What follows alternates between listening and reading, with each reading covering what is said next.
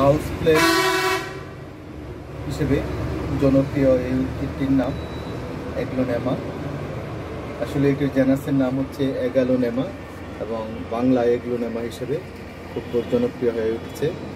উদ্ভিদটির আদি নিবাস দক্ষিণ পূর্ব এশিয়া এবং এর গণের নাম এগালোনেমা। এই উদ্ভিদগুলো চাইনিজ গ্রিন নামেও পরিচিত।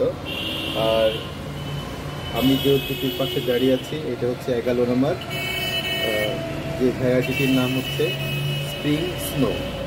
দেখতে পাচ্ছেন যে সবুজের মধ্যে সাদা সাদা, খুব চমৎকার একটি উদ্ভিদ এবং হাউস প্ল্যান্ট হিসেবে জনপ্রিয়। এটিকে বাগানেও লাগানো যায়। আর এই উদ্ভিদটি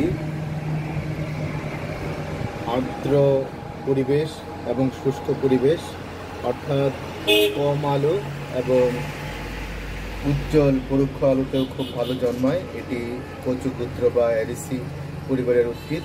আপনারা দেখতে পাচ্ছেন যে এটি হচ্ছে এই এগালোনেমা বা পুষ্পমঞ্জুরি, এবং পুষ্পমঞ্জুরি হচ্ছে স্পেডিক্স, অর্থাৎ সম্পূর্ণ পুষ্পমঞ্জুরিটি একটি স্পেদ বা চমসা দ্বারা আবৃত থাকে।